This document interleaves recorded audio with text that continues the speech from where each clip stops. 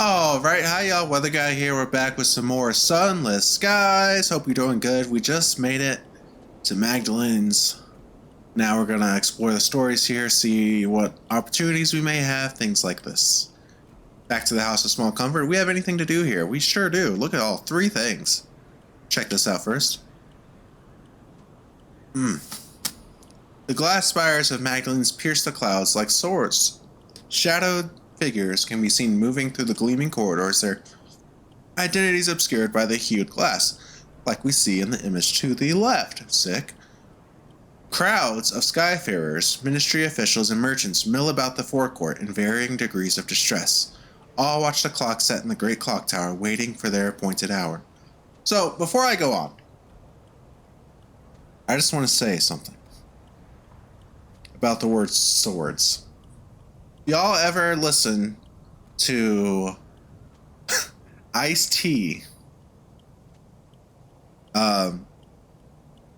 He narrated a Dungeons and Dragons novel, right?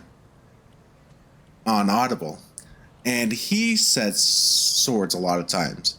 But he said it as swords. Like he really brought the W out. Which I love. Because honestly, there is a W there, but nobody really pronounces the W that much. They usually, he says like swords or something like that. We usually just say swords. But he really, that's quite the tangent, I'm sorry. Anyway, let's go ahead and write our port report real quick.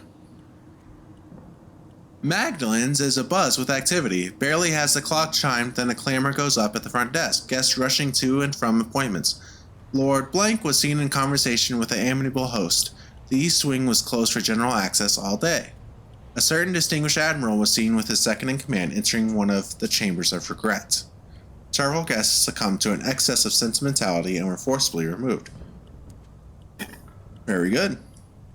Let's speak with an attendant. An attendant in the foyer schedules appointments with the aid of a hefty daybook and a very accurate clock. They are eager to explain the procedures and the rules that govern here. By the way, sorry, I realize that it's not nice to talk about the way other people pronounce things, especially because this game is full of tricky words, and I know I mispronounced some of them, so it's very much a glass houses throwing stones situation, especially when it's a beautiful glass house like Magdalene's with its, what's the word? The tinted glass, yeah. Sorry, I'm off today, dude. I just chugged a lot of Coke before I started recording, and it's giving me the freaking burps, man. I'm trying so hard not to die. Okay. They are eager to explain the procedures and the rules that govern here. This is a hospital for the spirit. Our staff will become the person you need. Here you may say farewell to a doomed comrade, resurrect an old love, spar with a defeated enemy, all for a fair price. But do not overindulge. Our services are to heal, not to become an addiction. Okay. Let's observe guests going in for treatment. An elderly grand dame is haranguing an attendant. Yes, but where is my husband? That gentleman was most assuredly not he. Hushed murmuring follows, interrupted by a loud cry. No, I did not misunderstand the rules. He's joined your staff. Quiet weeping can be heard echoing through the glass corridors. Alright, let's see if we get the same one again. An attendant shakes her head as a merchant in a threadbare suit waves at her. She walks away, face set in a slight frown. The trader flushes, aware he has breached the social covenant of Magdalene's. The amiable host strides past, ignoring the crowd of admirers that follows him through the hallways. Oh, it's a male. I see. Let's seek a meeting with the host now. Unfortunately, the host has many calls in their time, and you have yet to become a known face around these parts. Perhaps once you have availed yourself of the services, they will have time to speak. Let's look at more services. A trio of guests going in together. All dark-haired and straight-backed. Yes, I know it's not the real thing, but I'd like a sense of closure, the tall woman says. What rot, barks the short woman next to her. You want to argue over the will again? I have told you once I am not giving up the spoons based on the charlatans say so. Do be quiet, please, the one man says. I, for one, am more than happy to hear again why I was lumbered with the third best wardrobe. A crewman returns to your locomotive. Their eyes are red, but they can't seem to stop smiling. Talk to patients being discharged. Oh, we have something new. 7 devils emerge from the chambers, their eyes all alight. They huddle in the atrium, apparently comparing notes. A mother wanders past with a young boy. He would only ever listen to his old arithmetic tutor. His death has been rather expensive. Talk to more of the patients. Some leave smiling, others weeping. No one can resist looking back behind them, even for just a peek. Quiet weeping can be heard echoing through the glass corridors. Check this again. Alright, so we've looked. Let's try seeking the meeting again. Dang it. We have not met whatever requirement yet. I think we might need to treat our nightmares first at the Oniric Chambers. In these somber chambers of red and gold painted glass, the worst failings of the heart are treated. An attendant waits to take your details and your payment. He asks only that you request the name of the person you wish to treat you. Oh, interesting. But we don't have enough for those. Actually, let's double check what we need first before I leave. Unlocked when nightmares is disquieting. Okay, so if we get bad nightmares, this is where we come. Solace chambers, treat your terror. Okay. The skies are full of terrible wonders. All skyfarers see more than they should when they sail the sunless sky. The sound of soft laughter and the occasional sob echo through the stained glass walls of the treatment chambers. An attendant sits guard before the door. I'll just need to ask for the particulars. We will always alleviate your fears, but the method is at your discretion. Okay. Request a treatment for guilt. Or request a treatment for that one. Let's do guilt, because I don't know what the other one actually means. The attendant nods solemnly. Congratulations, you are the last entry in the journal. He makes a note in a large red leather-bound book. Today's journal, at any rate. We lost one salon stewed gossip. That was something that we got from the people we looted last time, so that's cool. You're being treated for the guilt you harbor. The attendant holds up a candle before 4 doors of mirrored glass. 4 of our staff are available today. Each has their own specialty. Their names are not yours to know, only their craft. He smiles suddenly, his teeth gleaming like links on a chain. You know yourself best. Who can tend your wounded heart? Whoever you need, you can find behind one of these doors. Let's do a former crewman. We can pretend it's the captain that we had. Maybe. He is waiting in the shadows of a room laid out like the mess hall of your locomotive. His fingers tremble on the railing. The rancor in his eyes is exactly as you remember. What did you say that day? What did you do? There is no hiding from that gaze. No illusion survives contact with the weight of that loathing. He does not speak once. We're briefly without terror. Alright, now let's go back, see if we can talk to the host now, which I think we can. An attendant escorts you through the dazzling violet corridors. The host's red door is always open. The attendant leaves you just as the clock begins to chime. The amiable host reclines on a couch of crushed velvet, a goblet of sparkling wine in his long fingers. Somewhere in the tower above him, the great clock ticks away. As a policy, the host's atrium is always open to guests. He is available to hear opinions, friendly criticism, and suggestions. Today, he has a headache. Listen to his requests. His voice is soft and sibilant, like butter melting in candlelight. The guest has become rather too attached to a particular attendant. He always requests that the same attendant appear in the exact same guise. The amiable host's lip curls in distaste. He reiterates the aim of Magdalene's, a place of healing and respite. It was not meant to feed obsession or self-indulgent self-loathing. This guest brings sickness. I would have him purged. I have a dossier on our guest, if you're interested in helping. An unwelcome truth. The amiable host would like to talk to you about a difficult guest. Let's take it. The amiable host smiles indulgently. I'm so glad you want to help. He produces a thin sliver of pages and passes them to you. I'd recommend taking on the role of one of our attendants. That way, you'd be playing the role of someone significant to him. The amiable host sighs, reaching for his goblet. He knows all of our attendants by voice now. Someone new is needed. An unwelcome truth. The amiable host would like to remove a difficult guest. He stands on the threshold of the treatment chambers, his hands trembling. The attendants on duty have been informed about your involvement.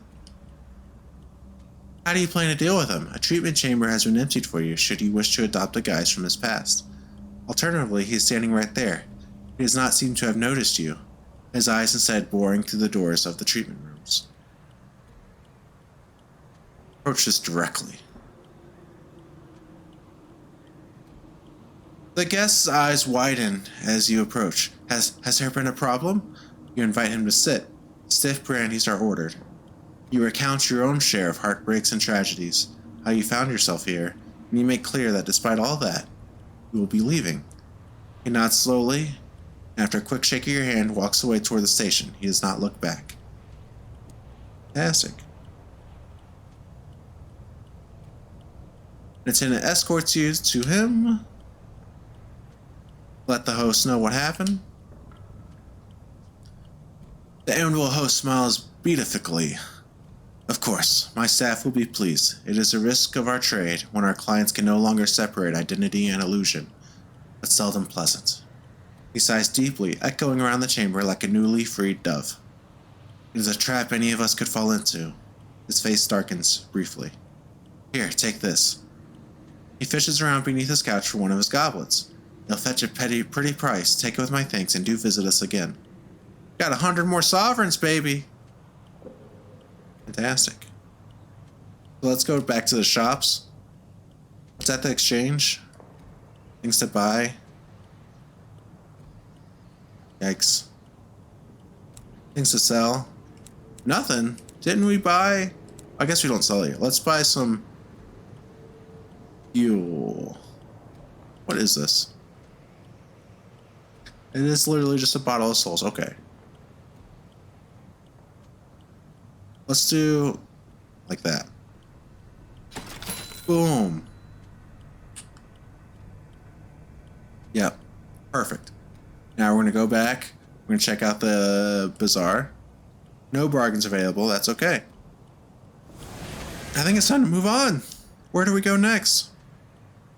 There's so much to explore. Look, we can zoom out more. The world is large. And we're only in the reach right now. There's going to be other zones, it looks like. I think we go south and just start circling back around to New Winchester and fill out the map this way. We have plenty of resources to explore now.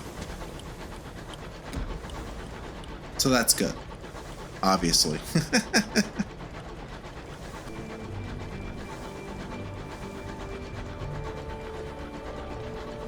Oh, who's this nerd? You're a bad guy. I'm gonna kill you. You found and benefit from Wonder, one of the most pleasant, least menacing landmarks of the High Wilderness. Wonders immediately lower your terror when you draw near them, as long as you haven't visited too recently. Sometimes worth taking a detour to include them in your routes. It's a memorial to the unknown rat. Sick.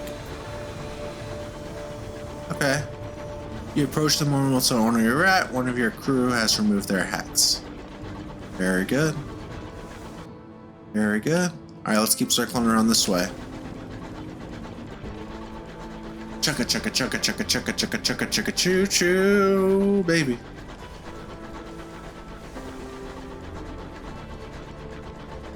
Mountainous rocks clad in the jackets of frost rise about you. The passes are perilous. Dreadnought. Oh, we're getting way down south. Oh.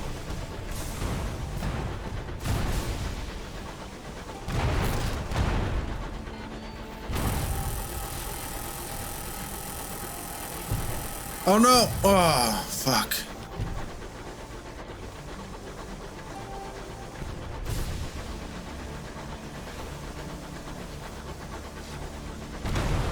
Got him. Alright. You prepare to board the buckled wreckage, poised to plunder the plunderers. Behind you, someone is humming Song of Victory. Let's loot the hull, steal materials. I think we want to loot the hold.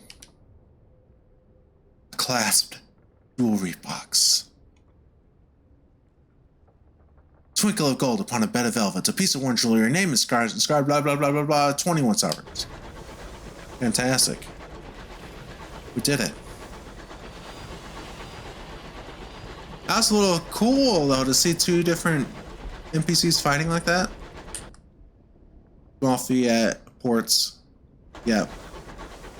So we're in a mountainous region. We're actually getting fairly far away from New Winchester, but maybe it'll loop around. We have plenty of supplies. We're getting a little low on fuel, which is concerning. But it does look like it's turning here.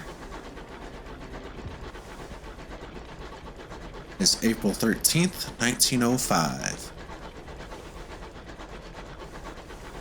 But yeah, again, no deaths yet for our captain, so that's good. I thought I would be dying very frequently, but that doesn't seem to be the case yet. Just a scout? Yeah.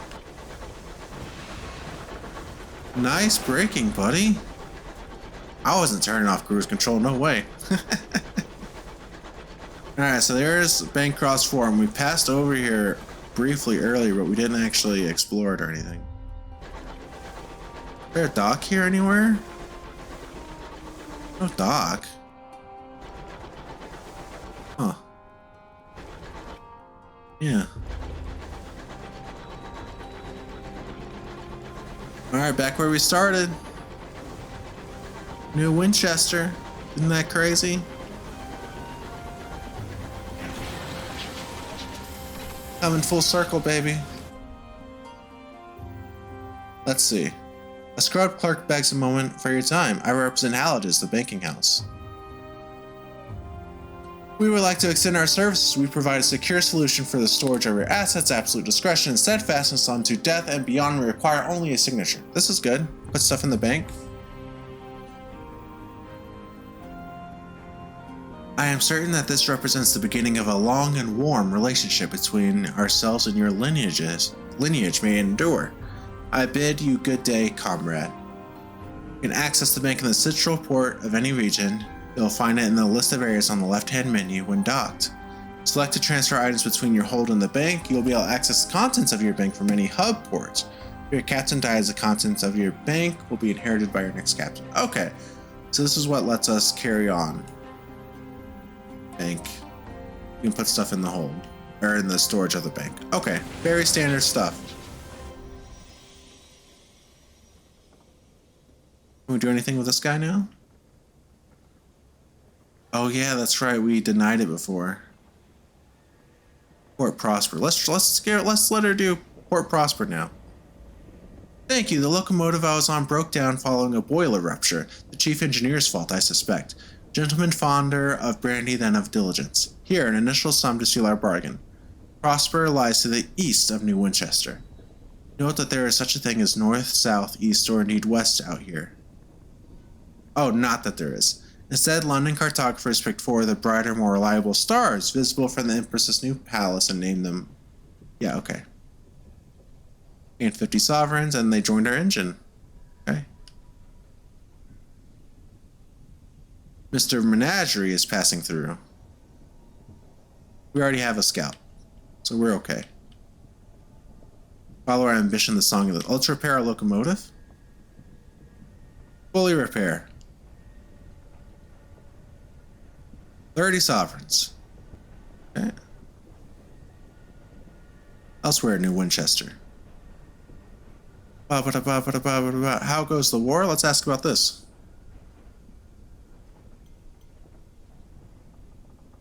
Who's winning? Alright, so it looks like it's still the same. Search for our name. Does not appear. Alright. Whatever. Soon we will have our names written somewhere. Right? Maybe? I don't know. Song of the Sky. Do we have any? We do not. Alright, anything else we want to do? We do need to turn in our notes. But that's not at this station, that's at the other station. Let's check out the engine yard. I just want to see how much these 1500. Okay. Cheapest one is 1500. Okay. Good to know. And then we want to check out the market. Buy a little bit more of this. Not 4. We need maybe 2 more, and then maybe 1 more of these is probably healthy. Yeah. Selling. Can sell our seeds here. Go ahead and do that. Bought for 25, sold for 40 each. That's pretty good. Buy 1 more of each of these. Boom. Okay, we're healthy there, in my opinion. Let's go back. Maybe check out the bazaar now. Nectar. They want 3 gourds of coarser nectar. Only respectable business person need apply. Claimed. Titania and Carillon, which I don't think we found yet. Or collected from cloister hives. Okay. Cool. Now let's check out back to the station. Let's do where do we talk to the dudes?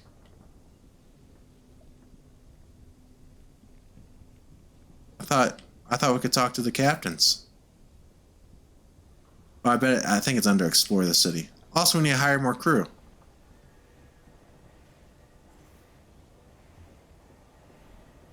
$40 sovereigns. We have 199. That's still pretty good. Explore a city. Visit the Promise of Days.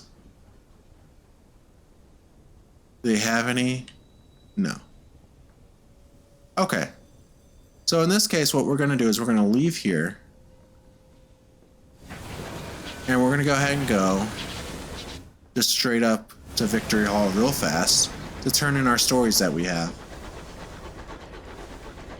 Or our port reports, rather, not our stories. Easy.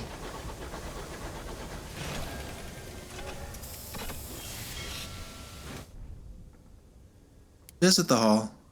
Deliver reports. She listens with a scowl. Well, I'd rather know than not, I suppose, and thank you for bringing this to me, rather than the butthole stovepipes. So we gained 200 sovereigns, 2 of their gratitude, 2 fortunes, lost 2 with the stovepipes. Yeah, stovepipes aren't going to be liking us. Now we can trade our favor. Now, a savage secret is what we need to communicate with our bats. Not our bats, but our rats. Okay. Chat with a veteran.